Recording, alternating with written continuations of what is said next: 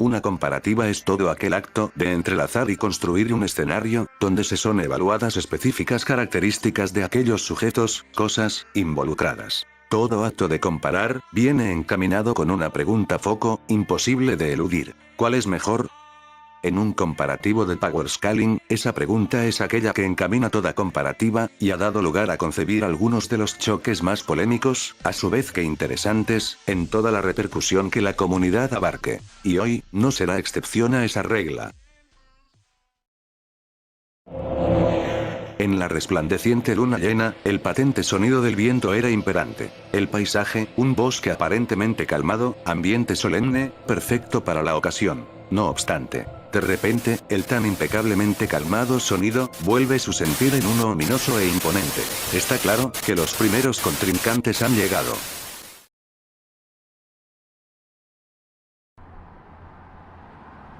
Del otro lado, el caos, parece ley ineludible. Un ambiente, claramente violento. Gritos ocasionales y contiguos repitiéndose, y evitando su cesar. A diferencia de nuestros anteriores contrincantes, esta vez, no hay espectáculos, riñas, aparentemente, nada fuera de lugar, en contraste con el caótico fondo. Solo algunos leves pasos, que nos llevan a conocer a nuestros siguientes contrincantes.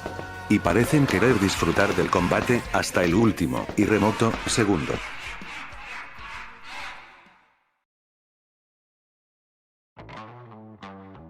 Muy buenas a todo espectador que esté viendo, mi nombre es Smoked One. Habrán visto con anterioridad la intro. Cine absoluto, ¿no es así? Bueno, dejando de autocromármela, ya estarán viendo de qué va esto exactamente. Hoy compararemos a dos gigantes, que, claro, particularmente nadie racional tendría osadía de comparar, y tratarlo con seriedad. Pero como yo soy tremendo friki, y nos encantan ver las cosas por más absurdas que fuesen, aquí estamos. De un lado, la tan y más que conocida serie, Kimetsu no Yaiba. El mundo infestado de demonios. Y del otro. ¿Eh? ¿Quién se supone que está tocando?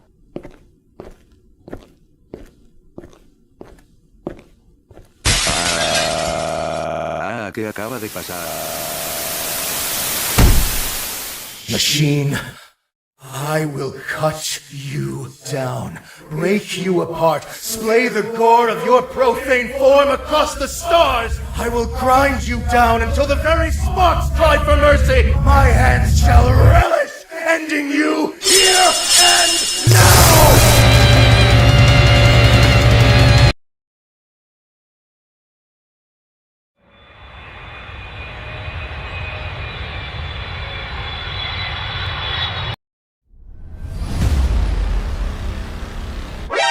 ¿Quién mierda eres tú? Antes que nada, date cuenta, te he regresado a un estado corporal dejado en el olvido. Tan solo, por esta única ocasión. Sí, lo noté, pero no responde a mi pregunta. Ah, claro. Llegó la hora de presentarme.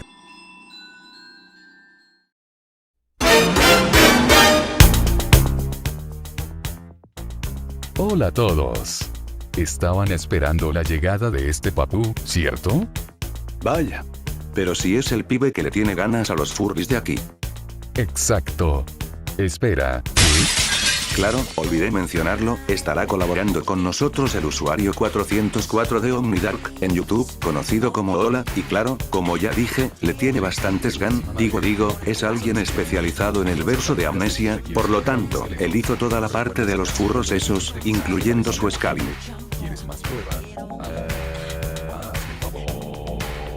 Bueno, ya habiendo terminado su realización de que gusta de fur, digo, ya que ha vuelto, se los dejo para que se presente él mismo. Ah, bueno. Damas y caballeros, es todo un placer para mí presentarme. La comparativa que verán aquí surge de fuentes duales realmente, es decir, Dios y Satanás en este caso. En todo caso, esta será una contienda bastante interesante, pues, aunque no lo crean, ¡hombre!, hay bastantes similitudes entre ambos. Dicho todo ello, no nos queda otra que comenzar con el scaling.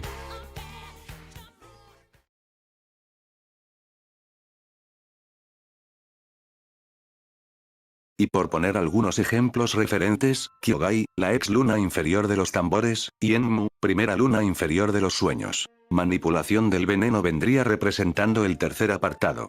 Esto, se debe aclarar, lo poseen tanto Kibutsuli Muzan, como Gyutaro Hidaki, e igualmente, como Gyuko.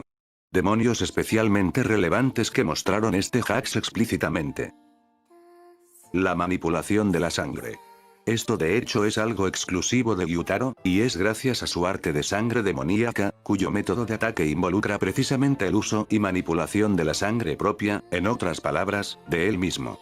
No hay realmente mucho que decir aquí. Aunque, claro, esto implica que, en absoluto, todos sus ataques se encuentran conformados por sangre. Inmortalidades. Este apartado viene integrando a, prácticamente, todos los demonios mencionados durante todo el análisis. Entonces, lo ideal para realizar ahora, es mencionar todos de pasado y concluir cuáles inmortalidades se son aplicadas a todo demonio de esta obra. Inmortalidad tipo 1, vida eterna. De esto no hay que adentrarse mucho, si el mismo nombre alude a qué capacidad nos referimos. Inmortalidad tipo 2, resiliencia. Esta vez, la inmortalidad se vuelve capaz de otorgar una incapacidad por ser asesinado mediante heridas que para un humano promedio serían fatales. Implica que todo su cuerpo podrá sufrir grandes cantidades de daño sin propiamente perecer. Inmortalidad tipo 3, vía regeneración. Los personajes se vuelven incapaces de morir, ahora por la condición regenerativa, que podrán usar a su antojo con tal de que, si una extremidad o parte vital de su cuerpo es dañada, la posibilidad de regenerarse siempre será viable con tal de que no se perezca. Algunos axes extras que no son decisivos, pero útiles de mencionar en su conjunto, son: el fusionismo de Gyutaro y Hidaki, implica que ambos se han vuelto una misma entidad. Curiosamente, esto es solo propio de ellos dos, no un hacks compartido como los casos anteriores. Amplificación de estadísticas. Aunque no es particularmente útil, Gyutaro lo demostró al apropiarse del cuerpo de su hermana Daki. Esto también es propio de los hermanos, pero solo Gyutaro demostró utilizarlo. Creación de armas. Tampoco es decisivo, refiere a la mera capacidad de Gyutaro para crear una dual kama. Ataques teledirigidos. El aspecto de potencia de ataque, en la extensa mayoría de casos, suele representarse laborioso por una serie de razones.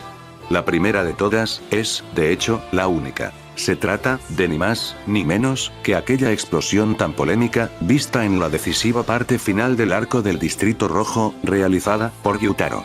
Esténse atentos, ya que, una vez escalada, resolver los análisis de potencia de ataque de las siguientes lunas, hasta llegar hacia Akaza, resulta lógicamente, innecesario. Primero lo primero, el saber qué tipo de explosión fue es simple y llanamente algo crucial, nos permite conocer la razón de su destrucción y aparente constitución de datos. En esta aparente explosión, la dispersión de energía se libera enteramente por un conjunto de ataques sumamente veloces, las hoces de Gyutaro. No se trata de una explosión que gaste sus recursos en una mediación térmica, siendo eso justamente, lo que se lleva la mayor parte de la energía.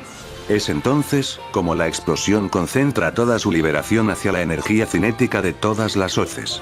Lo que, prácticamente, la vuelve suficiente para fragmentar violentamente, e inclusive, pulverizar unas pocas partes del distrito. Sin embargo, conocer que esta explosión fue, realmente, una liberación de energía transformada en esfuerzo cinético, la rebaja bastante. La razón es bastante simple. No hay gasto térmico, ni pérdida masiva de energía como lo aplicaría la ley del cuadrado inverso, se trata de una liberación de hoces a gran velocidad, cuya representación no parece indicar, como ya he mencionado, un gasto térmico. Poniéndonos técnicos de tal modo, simplemente haremos un aproximado sin mucha cuantificación. Tomen en cuenta. Si Yoshiwara tiene 90.000 metros cuadrados, habrá que figurar cuánto suele equivaler esta superficie, oscilan entre 50 a 150 kilómetros cuadrados. Siendo así, notemos que Yoshiwara encaja perfectamente bajo estas medidas. Tan solo fragmentar todo lo visto dentro de la escena, sin mucho revuelo, podría ser catalogado como multi-city block. Vía fragmentación violenta, no podría escalar a más, y de querer hacerlo, el daño previamente mencionado tuvo que haber sido bajo un orden de magnitud mayor, quizá, acercándose a una pulverización. De cualquier modo, entra en la categoría de multi-city block. Comenzando con lo que sería el punto de no retorno de esta obra. Tenemos finalmente a Akaza, la tercera luna creciente. De aquí para adelante, quizás la escala se pueda ver modificada de manera contundente. Sin embargo, veamos por qué esto pasaría tal cual lo estoy aclarando. Primero que nada, es probable que la gran mayoría de ustedes reconozcan la gran brecha de poder que existe entre la cuarta y la tercera luna superior. Por lo mismo, nos podemos dar una idea, e igualmente saber que, en términos energéticos, claramente Akaza se encuentra en una liga mucho mayor que su predecesor. Sin embargo, haciendo énfasis en los apartados físicos, muy probablemente no cambie en su más mínima expresión. Sigamos con lo interesante.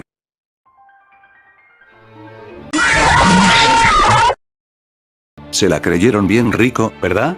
Demos un vistazo al panorama completo. Claro, literalmente acabo de decir que todo apartado físico de Akaza quedaría exactamente igual, sin embargo, quiero decirles francamente que, desde aquí, ya no es así por un sencillo motivo. Akaza, reiteradamente, fue capaz de igualar, e inclusive superar a personajes cuyo nivel de poder, está por encima de cualquier cosa previamente vista. De ese modo, podemos concluir que las estadísticas previas sirven de poco realmente. Ahora, con tal de realizar un nuevo aproximado para esta liga de poder en el verso, necesitamos tomar en cuenta dos cosas. 1. Hazañas, y 2. Consistencia de las mismas. Vamos un poco más allá, de una vez. Hay que poner en perspectiva cuánto puede escalar Akaza realmente, y para esto será necesario ahondar en hazañas más presentes. Así que, buscando entre las demás hazañas que podemos apreciar en el verso, afortunadamente tenemos algún otro material para continuar con el escalado. Y es quizás, otra de las proezas más polémicas del verso. Las ondas de choque de Muzan Kibutsuri. Con esto, nos estaremos ahorrando el escalado del resto de los personajes, relacionándolo con AP, porque, en resumen, es posiblemente de las hazañas más decisivas de todo el verso, en conjunto con su pico de poder. Sin embargo, para analizar la hazaña en cuestión, tendremos que realizar un gran desglose. Allá vamos, supongo. Vamos a ver la escena de principio a fin. En ella, las consecuencias de esta onda de choque que ustedes están viendo en pantalla, parecen asociarse como un temblor. Es mencionado por los propios personajes, con el movimiento que hace aparentarlo. Tenemos que ver los efectos del temblor, de forma general, y así, calificar su posible nivel energético. Antes de todo, ¿qué es un temblor y qué significa provocar uno? El temblor / terremoto sirve para describir el movimiento de la corteza terrestre. Tan fácil como eso. Si la corteza se mueve, implica que hubo energía allí en primer lugar. De aquí, ahora sí, podemos partir a ver los dos principales conceptos que salen a partir de saber lo que genera un terremoto / temblor, y sus daños. Estos son, intensidad y magnitud. Debemos hacer notar la diferencia que existe entre ambas en sismología, primero que todo, porque sí, esto será bastante crucial con tal de cuantificar la escala energética en la que este temblor podría encontrarse. Y claro, debemos hacerlo con tal de que no haya ninguna confusión. La magnitud, especialmente tomando en cuenta a Charles Francis Richter como mediador general de todo lo que estaremos utilizando, se puede definir como una escala logarítmica que asigna un número para cuantificar la energía que libera un terremoto. Esta magnitud es independiente de la zona en donde estés, por lo que podríamos considerarla única. Del mismo modo, existen las respectivas fórmulas logarítmicas para conseguir el valor energético de los terremotos, sin embargo, para este específico caso, se vuelven inútiles. Así que, si queremos conseguir la escala energética, primero debemos ilustrar los elementos del temblor. De primeras, tenemos que registrar los daños en el entorno, y con ello introducimos el segundo concepto del video. La intensidad. La intensidad, en términos simples, solamente mide el daño local, por lo que no es indicativo completamente fiable para conseguir la energía, pues claramente solo mide el daño local. Sin embargo, la intensidad sí va de la mano con la magnitud, pues muestra las consecuencias de que la energía haya llegado allí. Y claro, por esto, en algunos casos la intensidad sí puede llegar a determinar el rango de nuestro terremoto. De este modo, podemos fácilmente asumir. Tras una intensidad cuantificada en el epicentro, entre más lejos esté, significa mayor rango, pues los efectos se verán reflejados en medida de su valor energético. Por ello, es que si no se obtiene otra medida, la intensidad es, por así decirlo, el medio más confiable para conocer la magnitud específica de un terremoto. Entre más intensidad en un lugar específico alejado del epicentro, claro, más energía. Podemos iniciar evaluando los efectos vistos en el epicentro, más que nada. El terremoto fue lo suficientemente potente como para hundir el piso posterior a su uso, lo que indica ya una intensidad Mercalli 7 u 8.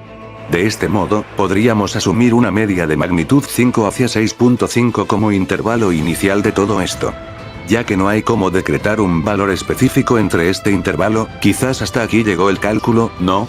Claramente no, tenemos una media directa de rango, que podemos relacionar directamente, con los efectos vistos en la mansión Ubuyashiki. Estos efectos lograron alterar significativamente a Kiriya Ubuyashiki, al punto de hacerle sangrar. Shinjiro se cuestiona si el ataque de Muzan fue capaz de llegar hasta este punto. Y claro, se puede notar que sí, el terremoto efectivamente llegó hasta aquí.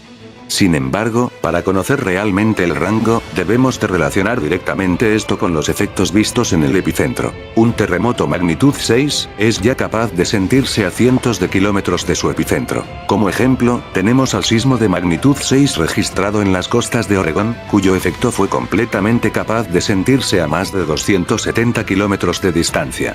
En contraste, el de Muzan sí que se registró a una distancia que podríamos asumir como coherente en lo que muestra el efecto del centro, y su posterior consecuencia en distancias alejadas de él. Todo indica a un magnitud 6 a 6.5, que, como aclaración, oscila entre valores energéticos de entre 15 a 80 kilotones de TNT como potencia de ataque, finalmente, resultando en un nivel Taun.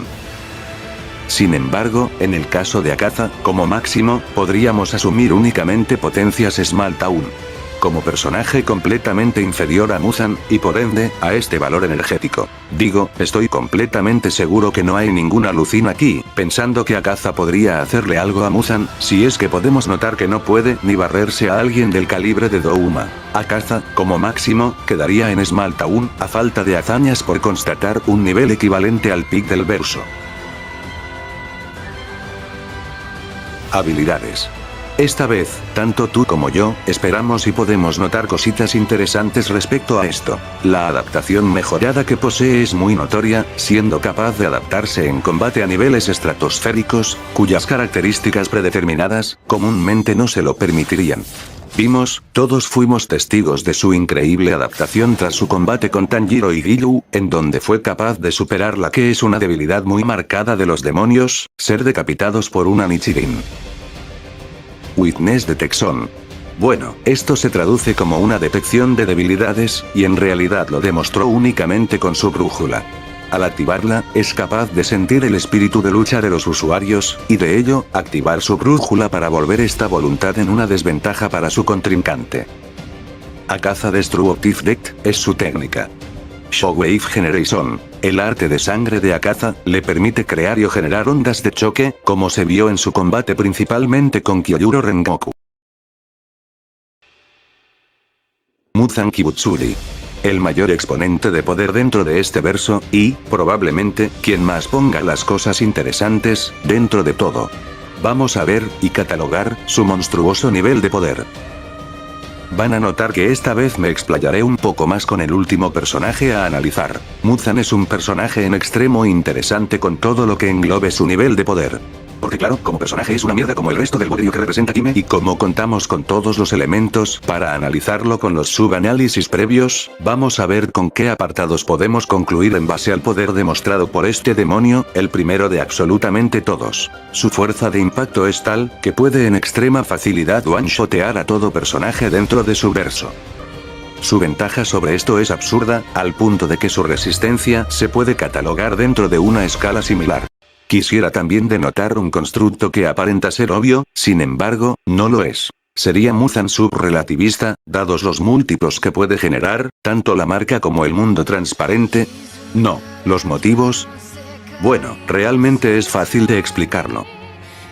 Cuando hablamos acerca de los multiplicadores dentro de Kimetsu, ocurre un error notable al momento de asumir que el multiplicador de 100 que te otorga a la marca, es del mismo modo un indicativo de una velocidad superior 100 veces a la del rayo. Esto, es evidente que es completamente falso. No podemos asumir que los efectos de la marca, efectivamente estén multiplicando sin contexto ni consistencia, un apartado como la velocidad del rayo.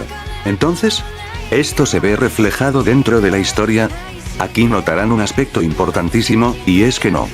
Esto es en extremo común con las historias shounen, cuyos multiplicadores, en plurales ocasiones han demostrado ser poco más que útiles dentro del sistema de poder del verso, pero no dentro de un valor específicamente lógico. Esto nunca sucede en Kimetsu, dado a que, si ese fuera el caso, absolutamente ninguna batalla sería práctica.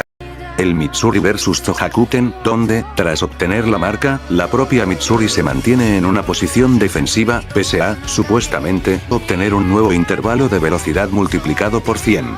Obviamente no sería práctico, y con eso habría glitcheado a Zohakuten. Esto es similar con el Tokito vs Gyoko, verán que incluso sin transformarse este último demonio fue capaz de reaccionar a un Tokito marcado, cuando previamente, sin marca, este último ya había logrado asestarle un golpe. Simplemente se hace ver como un recurso utilizado, sí, pero solo sirve en lo que estamos presenciando con la narrativa de la historia, y no influye en los valores cuantificables o empíricos. Así, este múltiplo no indica velocidades relativistas, se quedan como masivamente hipersónicos. Ahora, de otra forma, habrá que ver el aspecto de potencia de ataque. Sí, ya lo tocamos, pero aquí van unas aclaraciones. Primero, Muzan estaba debilitado enormemente al momento de realizar las ondas de choque, por lo tanto su potencia debería multiplicarse por el número de tiempo en el que proporcionalmente fue debilitado. Lamentablemente, para sostener esta afirmación, uno debe optar por utilizar ciertos métodos que, genuinamente pienso que difieren bastante entre sí. De otra forma, depende de cuál uses para saber cuánto Muzan se debilitó. Por esta falta de consenso y consistencia, no será tomado en cuenta. De este modo, simplemente se quedará en Taun. ¿Por qué no usar a Nezuko para medir el rango del terremoto? Esto es simple. Bueno, explicaré esto detalladamente. Y de hecho, es simple. Hay terremotos que, dado su rango, se podría determinar su potencia en el epicentro. Por ejemplo, aquí en México, existió el tan conocido terremoto del 85, cuya magnitud Richter fue 8.0, que, en términos energéticos cabe dentro de la categoría ciudad, y que de la misma manera generó incontables muertes, volviéndose un referente actual como una de las mayores tragedias aquí ocurridas en México. Dime, ¿lo de Muzan siquiera se acerca a esto? ¿Su onda de choque pitera generó alguna muerte, o incluso consecuencia para las estructuras? Nada, en serio, que nada de esto lo generó esta cosa. Simplemente, podrán notar que la dicotomía entre magnitudes es altísima. Habilidades y hacks son un apartado del cual me daban un hartazgo de ganas por hablar. Vamos a comenzar despacio por lo que destaca a Kibutsui en este específico apartado. Percepción extrasensorial. Fue completamente capaz de sentir la presencia de los pilares en conjunto con Tanjiro al acercarse en donde se situó la explosión de la mansión Obuyashiki, lo que, claramente le va a otorgar una anticipación muy alta en contra de sus oponentes. Demostró tener una regeneración prácticamente instantánea, al momento de ser cortado por Iguro Obanai. Manipulación biológica. Sé que esto ya está medio chistoso, pero lo menciono porque Muzan es constantemente capaz de alterar su forma y estructura celular gracias a su arte de sangre. Duplicación. Puede crear marionetas como cebo para dejarlas en posiciones de relevancia con tal de no ser encontrado o descubierto. Esto le da mucha ventaja, aunque nunca lo utilizó en combate. Autodestrucción. Lo demostró al dividirse a sí mismo en 1800 trozos y salir disparado con una velocidad tal, que 300 de esos trozos resultaron inalcanzables para el top de velocidad del verso, Tsugikuni Yorichi. Cambio de forma. Elasticidad. Puede alargar sus extremidades hasta un rango de 10 metros en términos de longitud. Absorción. Como demostró al final de su combate, aparentemente Muzan es capaz de absorber e ingerir a sus oponentes. Paguer Vestual. Puede inyectar una pequeña porción de su sangre y con ello otorgar características propias de un demonio a un humano promedio. Del mismo modo que él decide si deshacerse de ellos una vez su sangre es introducida.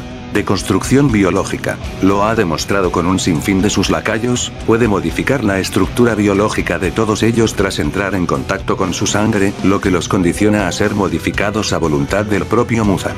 Su telepatía se hace evidente al contactarse con sus supermoons, y en general, con todas sus filas de demonios, simplemente transmitiendo información a través del cerebro. Manipulación de la sangre, de los huesos, amplificación, transformación, creo que todos estos pueden ir encapsulados rápidamente. Último, que sería posesión, al demostrarlo con Tanjiro al borde de la muerte.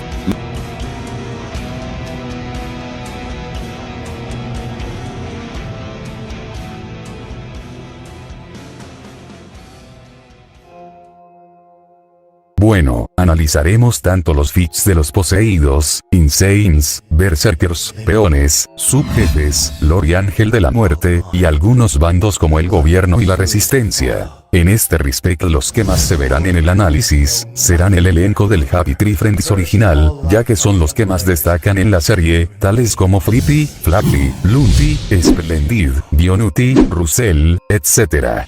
Pero antes que nada tomaremos algo importante que les da la tierra real al verso, y es lo que más se menciona de forma indirecta en la serie y es: ¿Happy Tree Friends Mundo Media es canon para Amnesia?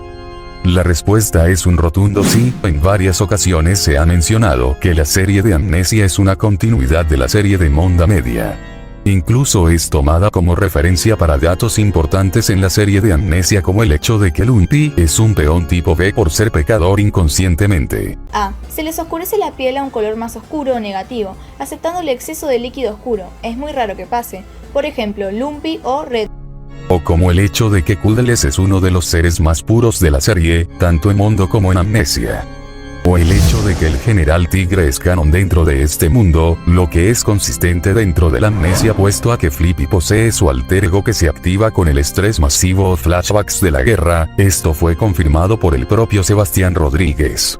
Se han hecho alusión a ellos, como pueden ser Crow Marmot, Baño, el ídolo maldito, Lifty y por último, el General Tigre. Sí, el General Tigre fue confirmado incluso antes que saliera Amnesia 2.5, y este aparecerá en el infierno, aunque si contamos. También añadimos cosas como el hecho de que Shifty y Lifty son pecadores por su cleptomanía vista en la serie original, y el hecho de que Splendont existe en este universo, dándole consistencia a que son series conectadas en más de una ocasión, por lo visto y declaraciones en la obra.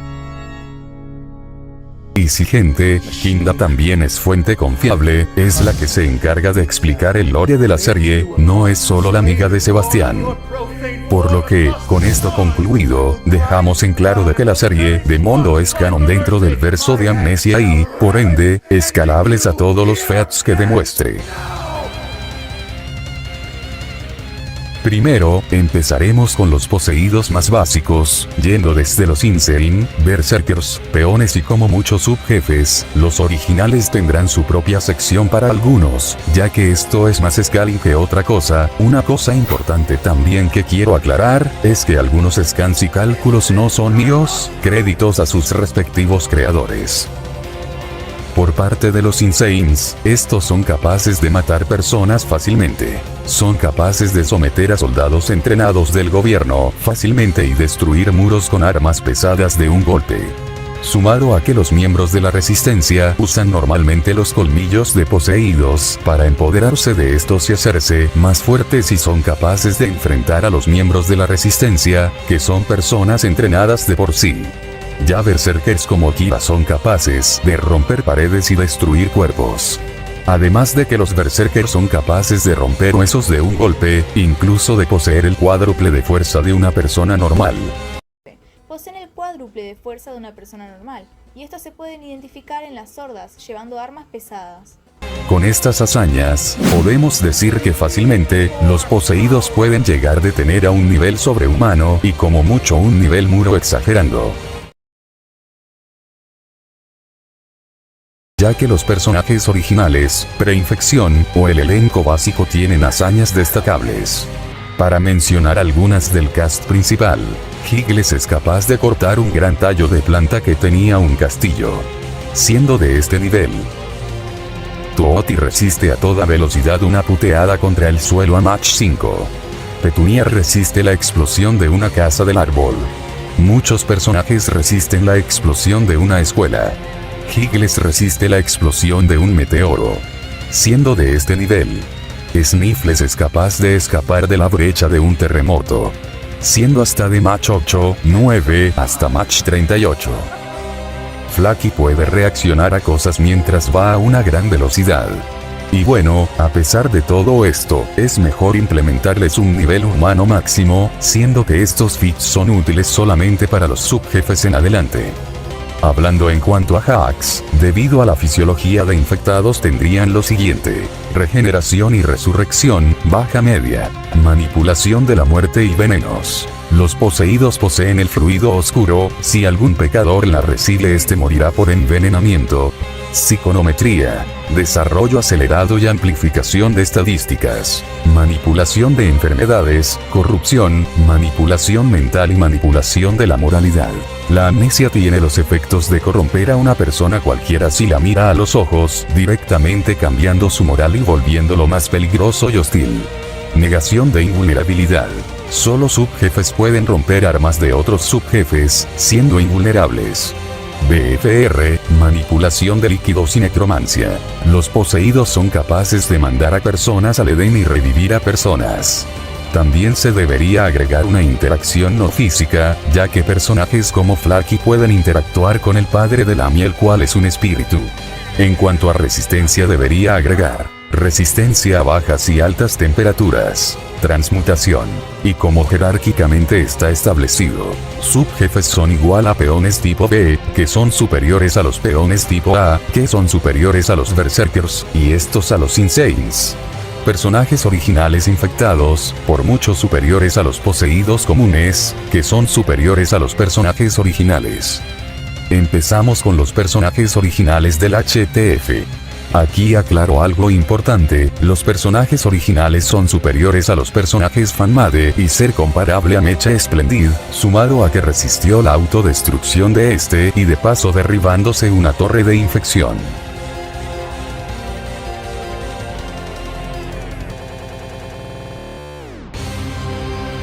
Flippy. Flippy es capaz de matar a varios poseídos comunes. Somete fácilmente a Lumpy. Se aguanta una putiza por parte de un calamar gigante.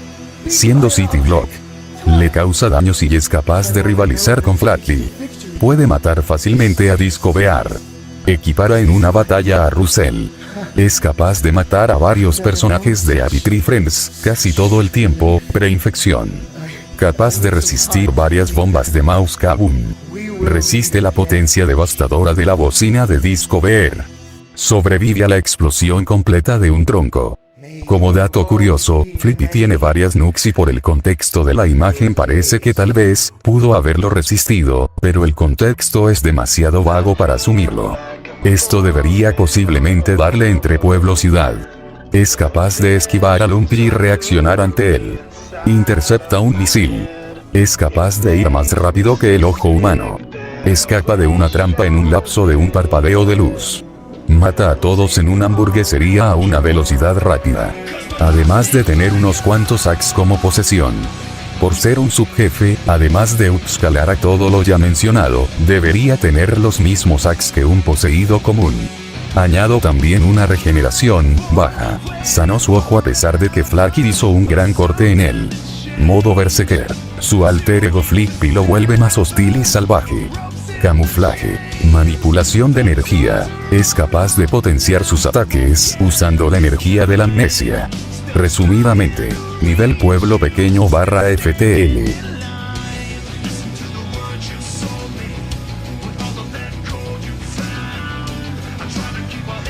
Lumpy. Cae de una gran altura dejando un cráter y sin daños.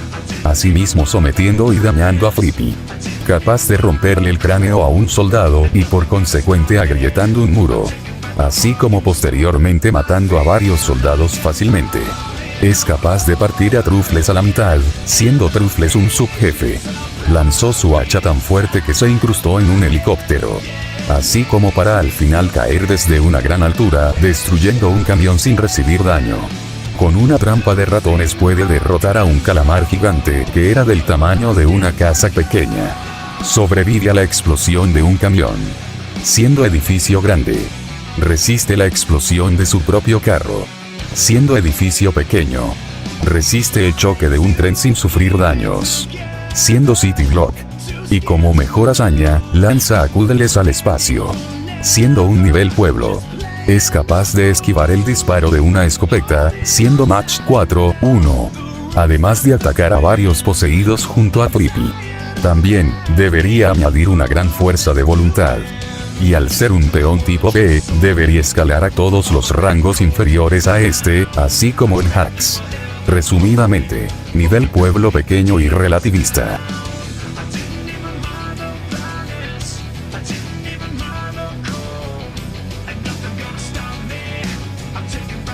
Flaky. Es capaz de agrietar muros.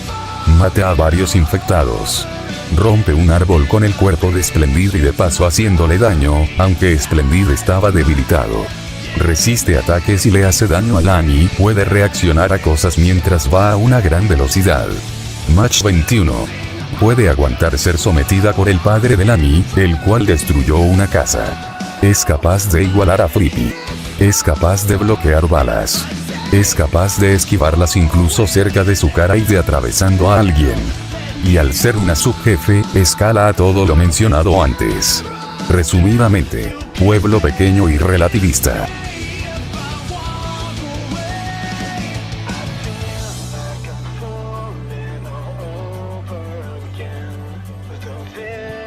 Discover.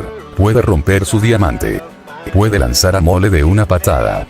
Su bocina puede tirar autos blindados. Que va, también puede destruir tímpanos y hacer grietas en el suelo. Y como mejor hazaña de su bocina, tenemos que puede destruir parte de una calle. Siendo al menos nivel muro, aunque es destacable sabiendo que dañó a Flippy y mató a Demole. Es capaz de esquivar disparos tan rápido que parece teletransportarse, siendo de este nivel. Además de que esquivar ataques de Demole lo hace destacable, siendo que él se igualaba a Discover. Resiste un golpe de Flippy. Y como sabemos, es capaz de ponerse al día con haces de luz. También, con sus bocinas, se debería darle manipulación del sonido. Al ser un subjefe, debería escalar de los otros personajes e inferiores a su rango. Resumidamente, pueblo pequeño y relativista.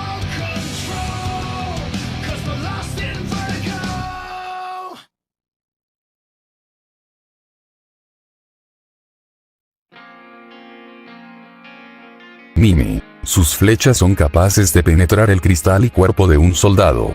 Es capaz de romperle un brazo a Chrome Marmot y darle un golpe que es capaz de moverlo, cosa que poseídos comunes no lograban anteriormente. Resiste un puñetazo de Chrome Marmot. Y de paso la explosión de una TNT que lo manda a volar. Puede lanzar cuchillos con tanta fuerza que recorren varios metros. Reacciona a un ataque de Chrome Marmot antes que le dé en la cara. Puede ir más rápido que un cohete. Siendo que un cohete en tierra puede ir a Mach 22. Manipulación de la materia, ataques intangibles, teletransportación y regeneración. Es capaz de crear cualquier artilugio de la nada como cuchillos, frascos, gasolina y puede disparar ataques invisibles. Así como regenerar partes de su cuerpo, Chrome Marmot le quitó su asta, pero después la puede regenerar poco a poco. Y al ser un subjefe, escala de todo lo anterior mencionado. Resumidamente, pueblo pequeño y relativista.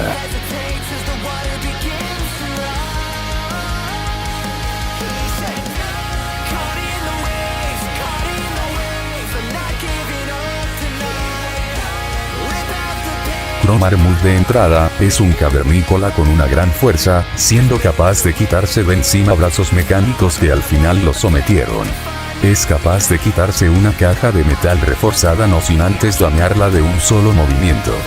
Rompe unas cadenas y de paso destruye el cráneo de dos infectados. Destruye el cráneo de otro poseído con su bastón para luego hacer un gran cráter en el suelo, interceptando un cuchillo lanzado por Mime también.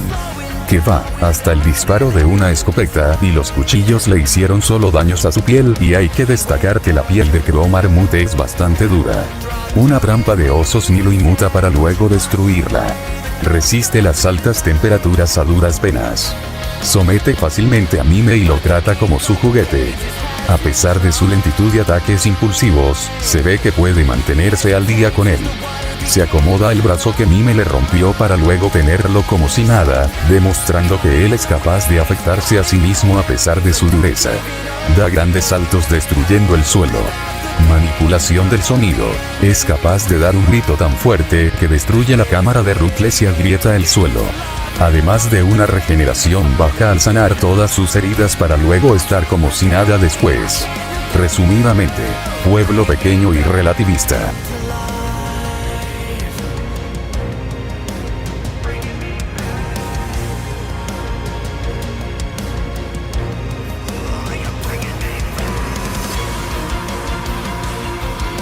Russell. Desvió una bala de cañón con su arpón para luego levantar a una persona fácilmente, para posteriormente cortarlo a la mitad. Siendo un Mach 4,9, Supersónico Plus. Pelea y se mantiene a la par con Flippy. Es capaz de resistir la explosión de un lanzagrandas que mató a un Kraken. Posee manipulación animal. Es capaz de controlar a los animales marinos y al ser un subjefe, debería escalar a todo lo ya mencionado antes. Resumidamente, pueblo pequeño y relativista.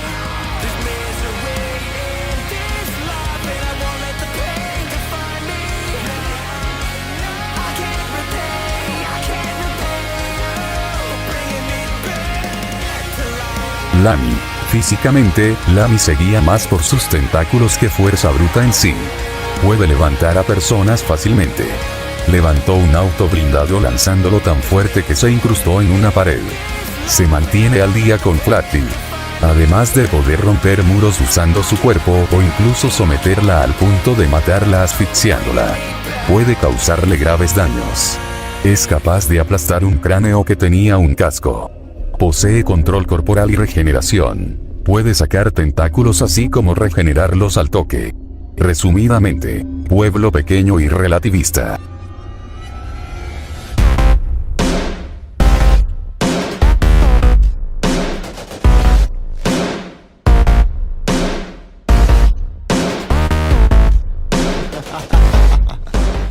Splendid. Llegamos con uno de los personajes más importantes del Respect. Es capaz de destruir un meteorito. Siendo de este nivel está por encima del todo el cast de HTF. Es capaz de noquear a Flaky de un golpe. Junto a Xeba pueden destruir una de las torres de infección. Es capaz de estar parejo con un clon suyo. O incluso con el mismo Xeba después de haber copiado sus poderes. Sobrevive a un misil nuclear. Se tanquea una luna que es empujada por Splendont. Siendo de este nivel, es capaz de cambiar la rotación de la Tierra. Siendo planeta grande, sus láseres son capaces de igualar a los de Xeba. Resiste ser aplastado por varias rocas. Uno de sus pedos, XD, fue capaz de envenenar toda la Tierra. Es capaz de ir a velocidades relativistas. Sus láseres van a un 1,1 XC, o velocidad de la luz. Cosa sorprendente, sabiendo que es capaz de reaccionar y esquivar los láseres de Xeba después de que él copiara sus poderes. Es capaz de darle varias vueltas a la Tierra, siendo 21 veces la velocidad de la luz. Es capaz de volar de la Tierra a la Luna en segundos, siendo 27 veces la velocidad de la luz.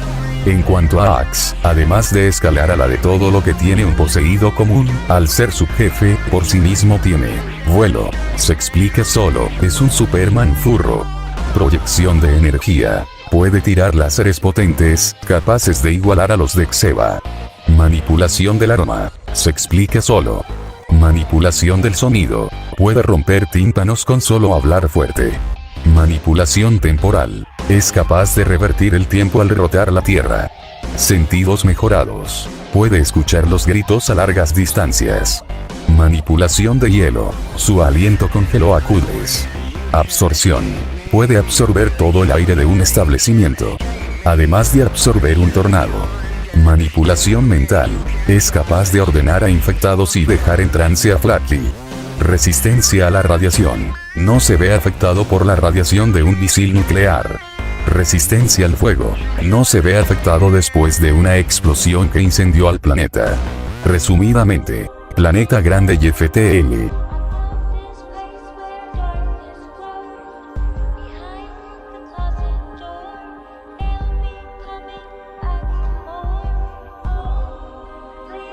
Xeba, el verdugo de Dios. Es capaz de atravesar el pecho de Kudles sacando su corazón. Mata a varios soldados usando sus garras. Con sus manos desnudas fue capaz de matar a Lumpy partiéndolo en dos. Es capaz de atravesarse a sí mismo. Es capaz de esquivar disparos de lo que parece ser una MP5.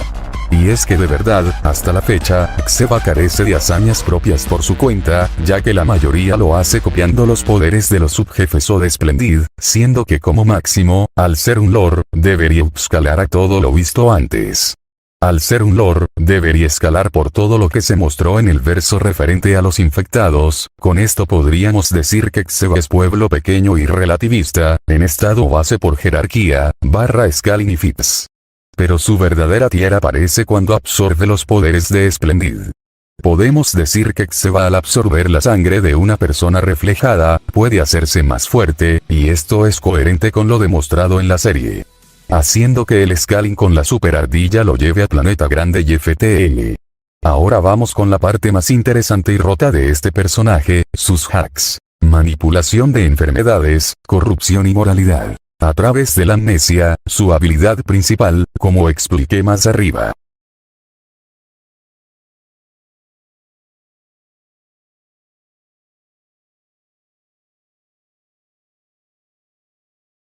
El espeso aire no paraba de fluir. Un escenario tan, por así decirlo, sofisticado para una ocasión como esta. Muzan caminaba frente a la ensordecedora luna llena.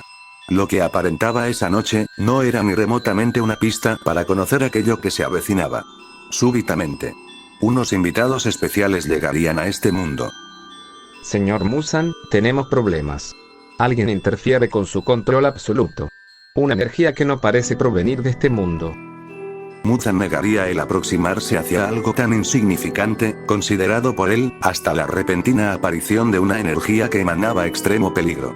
Solo entonces, acudiría al epicentro del desastre. A lo lejos, vería el causante de todo esto. Querían interferir con su control, reinado de terror, objetivos de inmortalidad. Una rara especie de animales antropomórficos y humanoides. ¿Era esto un chiste?, se preguntaba. Sin embargo, aquella energía, en definitiva, necesitaría ser contrarrestada por todas sus filas de demonios. Así, es como, tal súbita noche, sería partícipe como el escenario ideal, de una inevitable declaración de guerra. La batalla, había comenzado. Las filas de demonios comandadas por Muzan, atacaron rápidamente a los invasores. Sheva, plenamente al tanto, desplegaría sus propias tropas sin titubear. Poseídos comunes contra demonios, es lo que se visualizaría entre lejanías del panorama. Decapitaciones, amputación, mutilaciones, pero todo indicaba a una clara superioridad en el frente demoníaco. Los poseídos, aunque contaban con la característica de la regeneración como similitud con las tropas de Muzan, no contaban con la diferencia que existía incluso dentro de estos términos. Por más que intentaban decapitarlos, mutilarlos, acribillarlos, ellos siempre se levantaban de una u otra forma. Los poseídos, en contraste, estaban comenzando a ser abatidos gracias a una debilidad sumamente importante: el corazón. Notando esto, Sheva interferiría directamente. No esperaría más a emitir esa orden. Los subjefes estaban aquí. Muzan notó sus presencias. Sabía lo que eso significaba. Entonces, optó por desplegar su propia lite. Las 6 lunas superiores entrarían rápidamente en escena. Y, sin perder el tiempo, Muzan haría algo completamente arrogante, típicamente característico de él. Asestaría un golpe a traición contra Sheva, yendo sin dudar a encararlo. Las lunas y los subjefes no quedarían pasivos ante la ofensiva. Cada uno preparándose, el verdadero combate no había hecho más que dar inicio. Gyutaro y Lumpy serían ambos contrincantes. La velocidad a combate de Lumpy comenzaba a abrumarlo. Gyutaro reconocería eso instantáneamente, por lo que comenzaría a defenderse de maneras que ahorren su arte de sangre lo más posible. En constancia de que él mismo no podía morir gracias a su condición con su hermana Daki, Gyutaro estaba prácticamente confiado en ganar. Sin embargo, lo que proseguía no lo esperaría de ningún modo. Lumpy asestaría un golpe a una velocidad descomunal. Gyutaro no solo retorcería su cuerpo del dolor. Directamente su forma corporal sería deshecha en cuestión de nada. Lumpy, al punto de reducirlo a poco más que un charco de sangre, bajaría la guardia por un momento. Nada más alejado de la realidad. Gyutaro comenzaría a reír a carcajadas mientras se regeneraba. Y Lumpy, antes de notar lo que sería una enorme explosión de hoces de sangre, quedaría completamente abatido. Darían la explosión por su característico rango. Gyutaro saldría del lugar, prácticamente ileso. Lumpy, por su lado, al estar literalmente a un lado de la explosión, quedaría fuera de combate. La sexta luna superior, acercándose cautelosamente, terminaría el trabajo con un tajo contundente al corazón del subjefe, acabándolo de paso. Sin embargo, tras regresar con el propósito de apoyar a sus compañeras supers en el campo de batalla, notaría algo muy preocupante. Sin excepción, Gyoko había sido derrotado. Intentó retirarse, o eso parece, a lo que Muzan optó por asesinarlo directamente. Tal acto de cobardía no se veía frecuentemente en una Upper Moon. ¿Qué sucedió entonces? Oh bueno, eso es lo que se hizo creer. Hasta que Gyutaro visualizó un jarrón, supo perfectamente la táctica de Gyoko. En otro lugar, Russell intentaba embestir a Gyoko con todo lo que tenía, sin embargo, era esquivado por la habilidad de Gyoko para teletransportarse a través de sus jarrones. Russell llevaría el combate hacia el agua, en donde ambos eran expertos. Russell mandaría ballenas y todo tipo de criaturas marinas a embestir a Gyoko, quien optaría por revelar algunos tentáculos dentro de sus jarrones, los cuales lanzaría. El choque sería inmenso, hasta que sucedería algo muy interesante. Gyoko comenzaría a alardear acerca de que Russell era un digno rival. Era uno de los pocos afortunados que vería su forma final. Escamas más duras que el diamante. Y, con una habilidad muy especial. Lo que toque, se que convertirá en peces. Russell intentaría embestir de nuevo a Gyoko, pero sería muy tarde. Justo detrás de él, Gyoko daría el golpe de gracia. ¡Pum! En un abrir y cerrar de ojos, lo único que quedaría de Russell sería una concentración extraña de peces. Estaba claro que Gyoko resultó vencedor aquí. Akaza, en otro lado, se encontraría con un personaje muy, extraño. LOL, ¿esto qué se supone que es? Y de repente, una serie de flechas potentísimas atravesarían su cuerpo de una. Era Mime, combatirle sería muy placentero sabiendo que estaba frente a alguien con un estilo completamente opuesto al suyo. Akaza atacaría con ondas de choque a la distancia para corroborar la velocidad de este bicho raro que tenía enfrente. Mime las recibiría, y notaría rápidamente que este oponente no es para nada subestimable. Mime entonces se acercaría a toda velocidad generando una TNT. Akaza activaría su brújula para detectar los mobiles. ¿En serio? Parecía ser que esta cosa ni siquiera tenía espíritu de lucha. Atacaba por puro instinto. Como si fuera un animal, pero, pensante. Mime se acercaría a toda velocidad. Aún con lo anterior, Akaza no cedería a la ofensiva preparada. Se acerca, más rápido, ya casi están a punto de colisionar. Y Mime desaparece de repente. Akaza no sabe dónde puede estar. Lo que él no sabe, es que Mime ha teletransportado su cuerpo atrás suya. TNT detonada. Akaza quedaría muy mal herido. Mime se acercaría seguro de su victoria. Pero, un momento clave. Akaza no se iba a rendir con esto. Su determinación era muchísimo mayor. Ya vio que este raro engendro es capaz de dañarlo seriamente. Se lo tomará a pecho. Mime intentaría otra ofensiva, pero gracias a su adaptación, Akaza sería completamente capaz de predecir sus movimientos. Después de todo, Mime no era el único que podía atacar a la distancia. Akaza generaría una onda de choque directamente hacia Mime en un punto ciego. No una, múltiples. Mime sería literalmente bombardeado por ondas de choque continuas, que no podría resistir del todo. Y, cuando todo parecía concluido, con Akaza aproximándose, Mime se autodestruiría con una TNT, deslumbrando todo el campo de batalla. Todo parecía perdido para el team de los poseídos. Sheva lo estaba notando. Muzan, charlando en simultáneo que luchaba y esquivaba sin esfuerzo, le diría que sería mejor desistir y unírsele. Digo, sus fuerzas están casi obliteradas. Mientras que las de Muzan han persistido sin bajas notables. Sin embargo, reconoce el mérito por haber aniquilado a Akaza. Sheva modificaría su cara de desconcierto por una de auténtica satisfacción. Había llegado, él. Muzan, sin notarlo, y ya dejándose de rodeos, atrapa a Sheva y está por absorberlo. Sheva seguiría riéndose, lo que enfurecería a Muzan, acelerando el proceso. Kokushibo notaba a la distancia. Qué curioso que no había tenido que actuar en ningún momento. Todo explotaría. Al disiparse el polvo, notaríamos algo horroroso para los demonios. Kokushibo había sido aniquilado de un solo golpe. Muzan al notarlo, aceleraría el proceso de absorción.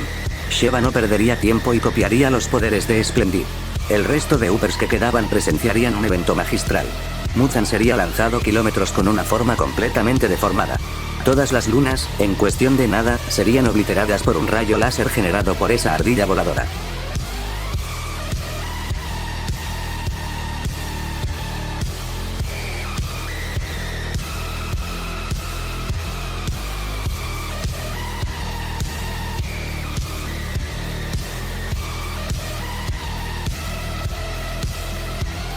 No.